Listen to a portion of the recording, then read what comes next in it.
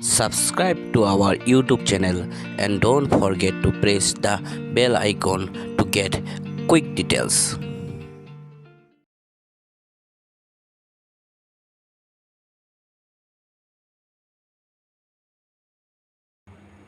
Hello' ছাত্ৰ ছাত্ৰীসকল, আজিৰ ভিডিঅ'ত আমি ক্লাছ 10ৰ সমাজ বিজ্ঞানৰ আৰু ক্লাছ 12ৰ অৰ্থনীতিৰ অৰ্থাৎ ইকনমিক্সৰ এটা পাঠ আলোচনা কৰিম। সেই চেপ্টাৰটোৰ নাম হৈছে মুদ্ৰা আৰু বেংক।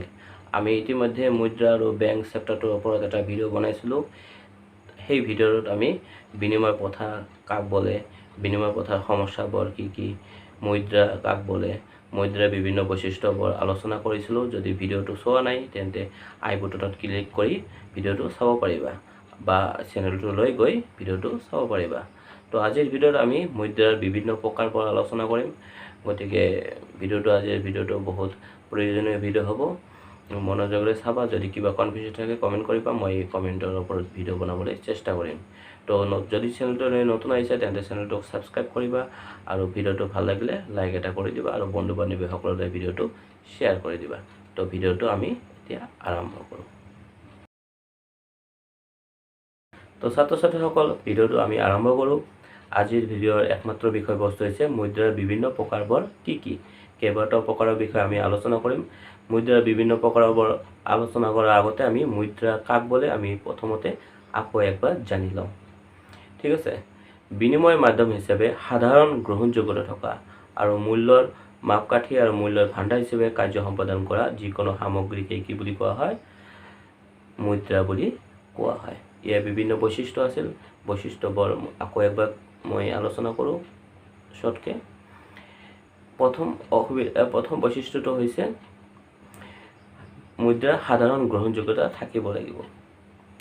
2 নম্বৰটো হৈছে সহজে চিনাক্তকৰণ হ'ব লাগিব। নেক্সট হৈছে সহজে নষ্ট হৈ যোৱা সামগ্ৰী মুদ্ৰা হ'ব নোৱাৰে। আৰু নেক্সট তাৰপিছতটো হৈছে মুদ্ৰা সহজে ভাগ কৰিব পৰা হ'ব লাগিব। ঠিক আছে। তো আমি ইতিমধ্যে আগৰ ভিডিঅ'ত আলোচনা কৰা কিছু বস্তু এতিয়া আলোচনা কৰিলোঁ। এতিয়া আমাৰ আজিৰ ভিডিঅ' আলোচনাৰ প্ৰথম আৰু একমাত্ৰ বিষয়বস্তুটো আমি এতিয়া আলোচনা কৰোঁ। তো আজিৰ ভিডিঅ'ৰ বিষয়বস্তু হৈছে মুদ্ৰাৰ বিভিন্ন প্ৰকাৰবোৰ কি আমি এতিয়া জানি লওঁ। তো 1 নম্বৰ প্ৰকাৰ হৈছে, প্ৰথম প্ৰকাৰটো আমি আলোচনা কৰোঁ। প্ৰথমটো হৈছে বিহিত মুদ্ৰা। ইয়াক ইংৰাজীত লিগেল টেণ্ডাৰ মানি বুলি কোৱা হয়। ঠিক আছে। ইয়াক ইংৰাজীত লিগেল টেণ্ডাৰ মানি বুলি কোৱা হয়। তো আমি বিহিত মুদ্ৰা কাক বোলে প্ৰথমতে জানি লওঁ। যি মুদ্ৰাৰ গ্ৰহণযোগ্যতা বিধিসন্মত সেই মুদ্ৰাকে কি বুলি কোৱা হয়? বিহিত মুদ্ৰা বুলি কোৱা হয়। বিনিময় মাধ্যম হিচাপে কোনোবাই এই মুদ্ৰা গ্ৰহণ কৰিবলৈ অস্বীকাৰ কৰিলে তেওঁ আইনগতভাৱে দণ্ডনীয় হ'ব। ঠিক আছে। অৰ্থাৎ এইটোৱেই বুজাইছে, যি মুদ্ৰাৰ গ্ৰহণযোগ্যতা বিধিসন্মত আৰু ইয়াক ল'বলৈ অস্বীকাৰ কৰিলে সেই ব্যক্তিজন আইনগতভাৱে দণ্ডনীয় হ'ব। এক্সাম্পল দিওঁ, 10 টকা নোটখন। 10 টকা নোটখন চৰকাৰীভাৱে বিধিসন্মত কৰি দিছে, আইনগত কৰি দিছে। এই 10 টকাখন কোনোবাই যদি গ্ৰহণ কৰিবলৈ অস্বীকাৰ কৰে তেন্তে তেওঁ আইনগতভাৱে দণ্ডনীয় হ'ব। ঠিক আছে। আমাৰ নেক্সট টাইপটো হৈছে অবিহিত মুদ্ৰা। ইয়াক ইংৰাজীত নন লিগেল টেণ্ডাৰ মানি বুলি কোৱা হয়। অবিহিত মুদ্ৰা কাক বোলে আমি এতিয়া জানি লওঁ। যি মুদ্ৰাৰ গ্ৰহণযোগ্যতা বিধিসন্মত নহয়, অৰ্থাৎ এই মুদ্ৰা গ্ৰহণ নকৰিলে আইন উলংঘা কৰা নুবুজায়, সেই মুদ্ৰাকেই অবিহিত মুদ্ৰা বুলি কোৱা হয়। ঠিক আছে। এই মুদ্ৰা তুমি গ্ৰহণ কৰিব পাৰা, নকৰিব পাৰা। ইয়াক গ্ৰহণ নকৰিলে আইনগতভাৱে দণ্ডনীয় নোহোৱা সেই মুদ্ৰাকে কি বুলি কোৱা হয়? অবিহিত মুদ্ৰা বুলি কোৱা হয়। এটা এক্সাম্পল দিওঁ, যেনেকুৱা বেংক চেকখন তুমি গ্ৰহণ কৰিব পাৰা, নকৰিব পাৰা। এই চেকখন তুমি গ্ৰহণ নকৰিলে আইনগতভাৱে দণ্ডনীয় নোহোৱা বা কোনোৱে এই চেকখন গ্ৰহণ কৰিবলৈ তোমাক বাধ্য কৰাব নোৱাৰে ঠিক আছে আমাৰ আজিৰ ভিডিঅ'ৰ নেক্সট টাইপটো হৈছে মুদ্ৰাৰ নেক্সট প্ৰকাৰটো হৈছে প্ৰতীক মুদ্ৰা ইয়াক ইংৰাজীত টকেন মানি বুলি কোৱা হয় এতিয়া প্ৰতীক মুদ্ৰা কাক বোলে আমি এতিয়া জানি লওঁ এই প্ৰতীক মুদ্ৰা ভেৰি ইম্পৰ্টেণ্ট পৰীক্ষাত কেইবাবাৰো আহিছে 1 নম্বৰৰ বা 2 নম্বৰৰ প্ৰশ্ন পৰীক্ষাত আহে যি মুদ্ৰাৰ বাৰ্ষিক মূল্য ইয়াৰ অন্তৰ্নিহিত মূল্যতকৈ অধিক সেই মুদ্ৰাকে কি বুলি কোৱা হয় প্ৰতীক মুদ্ৰা বুলি কোৱা হয় ঠিক আছে যি মুদ্ৰাৰ লিখিত মূল্যটো ইয়াৰ অন্তৰ্নিহিত মূল্যতকৈ অধিক সেই মুদ্ৰা কি বুলি কোৱা হয় প্ৰতীক মুদ্ৰা বুলি কোৱা হয় ক্লিয়াৰ আমাৰ নেক্সট পইণ্টটো আহিব আদেশী মুদ্ৰা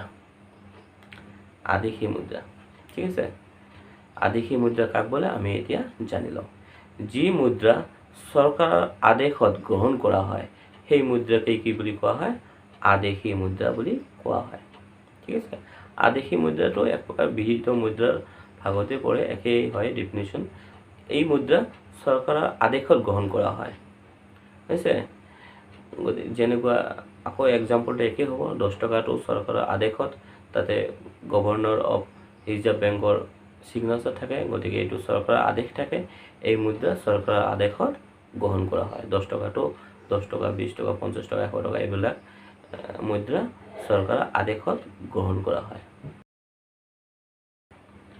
তো মুদ্ৰাৰ নেক্সট প্ৰকাৰটো হৈছে আমানত মুদ্ৰা ইয়াক ইংৰাজীত ডিপজিট মানি বুলি কোৱা হয় আমানত মুদ্ৰা কি তাৰ আগতে আমি এটা কথা মনত ৰাখিব লাগিব সেই কথাটো হৈছে আমানত মুদ্ৰা বেংকে সৃষ্টি কৰে ঠিক আছে এতিয়া আমি ডেফিনেশ্যন জানি লওঁ বেংকে যি মুদ্ৰা সৃষ্টি কৰে আৰু যাক চেকৰ সহায়ত উলিয়াব পাৰি সেই মুদ্ৰাকে কি বুলি কোৱা হয় আমানত মুদ্ৰা বা ডিপজিট মানি বুলি কোৱা হয় ঠিক আছে বেংকে যি মুদ্ৰা সৃষ্টি কৰে আৰু যাক চেকৰ সহায়ত উলিয়াব পাৰি তাক আমানত মুদ্ৰা বলে ক্লিয়াৰ আমাৰ নেক্সট মুদ্ৰাৰ পইণ্ট টাইপটো হৈছে মুদ্ৰাৰ প্ৰকাৰটো হৈছে উচ্চ ক্ষমতা সম্পন্ন মুদ্ৰা ইয়াক ইংৰাজীত হাই পাৱাৰ্ড মানি বুলি কোৱা হয় ঠিক আছে এতিয়া আমি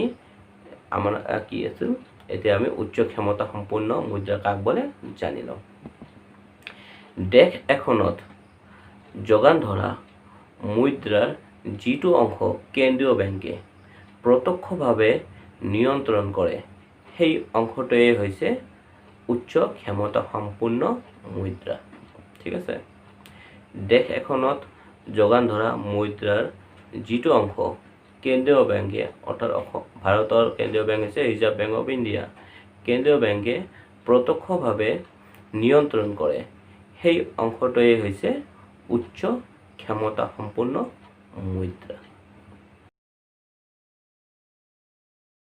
তো ছাত্ৰ ছাত্ৰীসকল আজিৰ ভিডিঅ'টো এইখিনি আজিৰ ভিডিঅ'ত আমি মুদ্ৰাৰ বিভিন্ন প্ৰকাৰৰ পৰা আলোচনা কৰিলোঁ আগৰ ভিডিঅ'টোত আমি মুদ্ৰাৰ কাক বলে মুদ্ৰাৰ বিভিন্ন বৈশিষ্ট্যবোৰ বিনিময় প্ৰথা কাক বলে বিনিময় প্ৰথাৰ অসুবিধাবোৰ আলোচনা কৰিছিলোঁ সেই ভিডিঅ'টো যদি চোৱা নাই তেন্তে আই বটনত ক্লিক কৰিবা বা চেনেলটোলৈ যাবা ভিডিঅ'টো চাব পাৰিবা তাৰপিছত এই ভিডিঅ'টো চাব পাৰিবা গতিকে ভিডিঅ'টো চাই যদি কিছু পৰিমাণে উপকৃত হোৱা তেন্তে ভিডিঅ'টোক লাইক এটা কৰি দিবা আৰু বন্ধু বান্ধৱীসকললৈ ভিডিঅ'টো শ্বেয়াৰ কৰি দিবা আৰু যদি চেনেলটোলৈ নতুন আহিছে তেন্তে চেনেলটোক নিশ্চয়কৈ সাবস্ক্ৰাইব কৰিবা আৰু বেল আইকনটো বজাই দিবা যাতে নতুন ভিডিঅ' আহিলে সোনকালে পাব পাৰা ঠিক আছে আমি নেক্সট ভিডিঅ'ত আমি বেংকৰ বিষয়ে আলোচনা কৰিম গতিকে চেনেলটো সাবস্ক্ৰাইব কৰিবা আৰু ভিডিঅ'বোৰ চাবা ঠিক আছে তো আজিলৈ ধন্যবাদ